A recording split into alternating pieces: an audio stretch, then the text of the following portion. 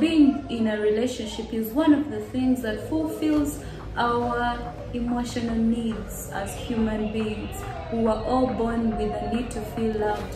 And whenever that need is not fulfilled, we feel an emotional emptiness. Our love tank feels empty. So when you're in a relationship and you actually make the statement that there is no more love, my partner no longer loves me, what do you really mean? It could all amount up to the simple thing of what we call the 5 love languages. This is a solution to a love that lasts forever. I'm going to dive into all the 5 love languages. The solution to a love that lasts forever. How do we keep love alive while in a relationship?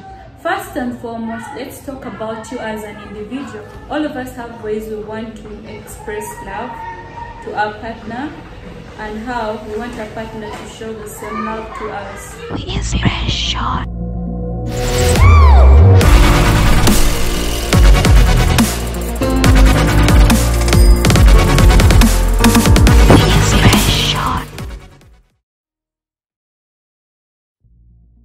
Hello there, welcome back to my YouTube channel. This is ZoeyInspirationUg. I am from Uganda. In case it's your first time on my channel, I am a content creator, public relations officer, social media manager, and a media personality. I basically speak about love, dating, and relationships, and general life topics. As human beings, we all have a natural need within us to feel loved. So what happens when you're in a relationship? You expect your partner to show you love in a certain way, as they also expect love from you in a certain way. And that amounts to our expectations influenced by things like your background. If you grew up with love from your parents being expressed in a certain way, it's natural for this to become your primary love language. So we all have a primary love language, which is main, and then the secondary love language is usually something that needs more effort. When you're in a relationship, this means you take time to learn your partner's way of being loved. So basically, when you embrace the secondary love language, that is how your partner will feel loved. So if you're in a relationship, what are those common complaints you get from your partner, or what are those complaints you actually express to your partner? That may as well amount up to what we call your love language.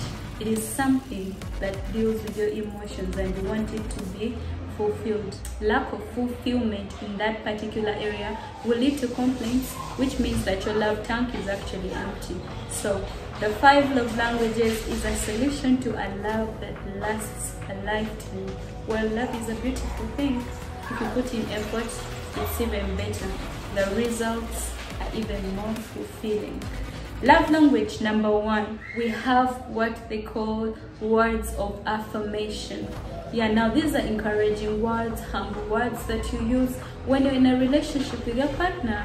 It may not only be in good times. This also means that when you have a rough patch within the relationship, what are those particular words you use? You could be angry with your partner, but how do you express your anger? With words of affirmation, you will need to approach this matter using very kind words. It's more of you complimenting someone. You may be complaining that your partner is lazy, but you wouldn't really say, hey, you're a lazy person. You say, honey, I think you need to add more effort in what you do. You need to wake up early so that you get all your tasks accomplished in time. That is a way of you using humble words to get someone to change. Instead of you saying you're lazy, I cannot have this anymore, blah blah, you actually use very kind words. So if your partner keeps saying that they do not like the way you talk to them, maybe this person's love language is actually words of affirmation. And so you need to look into how you approach matters when it comes to the words that you use when you're actually addressing your partner. Our love language number 2 is quality time. This is my personal love language. Now the tricky bit about this particular love language is given the fact that we have very busy schedules. This generation is so busy. We have work, we have friends, we have family, and then when you're in a relationship, you really find a challenge of how to divide your time so that everybody feels like you're giving them time, you're actually putting in effort to, meet their needs. So what do we do when it comes to quality time? Quality time is not just sitting back at home from work and eating with your family. No, quality time is strictly undivided attention. That means the way I'm focused on this camera right now, all eyes on the camera, that is undivided attention. I'm not looking on the side, I'm focused. So when you have a partner who loves quality time, this is a person who loves attention, like not 60% attention but 100% attention. It means when they request for time to talk, you do not play with your phone. If you take them out on a date, that is quality time, only two of you. If you decide to take them out on a date and there are other people involved, still this person may feel like it's not quality time. Quality time is you sitting with your partner, spending time together, only the two of you. You could be having a deep conversation or watching a movie together while cuddling. Undivided attention for both of you, whereby you're all focused, and yeah, that is how somebody will actually feel loved. Our third love language is acts of service. Yeah, acts of service is really, really interesting. This is more of request as a love language. If your partner keeps requesting that, honey, could you please help me take out the trash? Could you please help me carry the baby? Could you please help me with this assignment from work?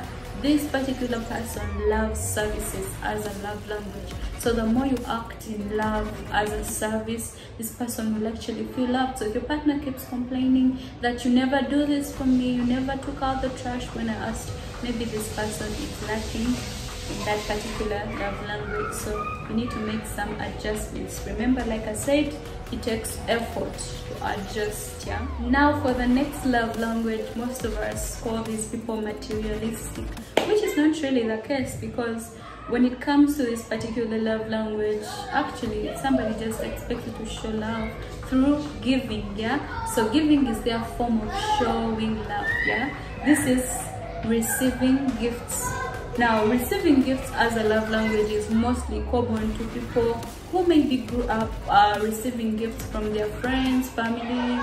Basically, their background, maybe they grew up receiving gifts. It could be in form of cash, prizes, even rewards right from school and all. So for this particular person, receiving gifts as a love language really counts when you're in a relationship with them. Don't call them a gold digger or whatsoever, because actually with this love language, you don't have to give the person the most expensive gifts. It could mean a routine of some of the tiniest things, like simple chocolate or a thoughtful gift. However, because again, you want to show your partner that you put thought in the gifts that you put together. Maybe you'd understand that I love pink, so every time you get me a gift that's in pink color, I'd really be like, okay, yeah, he put thought into this, and I'll definitely feel loved. But imagine I love pink and then you get me something in blue, I could be like, oh honey, I wish you had gotten a pink cup instead. Yeah, so basically put thought when you're dealing with a person who loves gifts while in a relationship. Ladies love money. Most men may wait for them to ask, but if you're dealing with a lady that loves receiving gifts as a love language, please make sure that giving to her is one of your goals. Even men that have this particular love language, ladies, they also love to receive. So just because he's a man does not mean they do not love gifts. It could be his love language. So I think I've heard of men complain, oh, she never gets me something because I'm a man. So this particular man may actually be complaining because it's his love language. Because we are all human, we desire to be loved in the way that we expect to be loved. Yeah. My final love language, ladies and gentlemen, is physical touch. Well, physical touch is a love language of most men because they are sexual beings. But putting that aside, when it comes to physical touch, for these particular types of people, they have to have a physical kind of interaction in order for them to feel loved. It could mean something as simple as holding hands when you're walking together. It could be cuddling on the couch while watching a movie, kissing, hugs. As long as this particular person is in physical touch with you, they feel loved. So if you notice that your partner always holds your hand when you're together somewhere, this particular person gives you hugs, then their love language is physical touch. Just remember that with physical touch, if someone's love language is not physical touch, let's say you're always into sex and this particular person is not, maybe it's better you discuss and make them fulfilled in their love language first before you actually demand for sex. Because if I'm not turned on from my love language, let's say receiving gifts, I may not be turned on physically. So understanding your partner is actually key in this matter. Let's take effort, learn our partner's love languages, because the fact is we can never be the same as individuals. We have different expectations, and putting in effort is definitely key. Make sure that you're in a relationship that is loving through effort. If you have not yet subscribed to my channel, please click on the subscribe button down below and do click the bell's notification so that you can know whenever I have new content up. Yeah, so for those of you who love what I do, you can also find me on other social media handles: TikTok, Facebook, Instagram, ZoeyInspirationUg. Thanks for the love. If you've already subscribed, you can let me know in the comment section what other topic you'd love me to handle for you. I will definitely do that. Other than that, Happy New Year, because we are still in January, right? I love you guys. Have yourselves a blessed new week. ZoeyInspirationUg. Aspire to inspire before we expire. Ciao.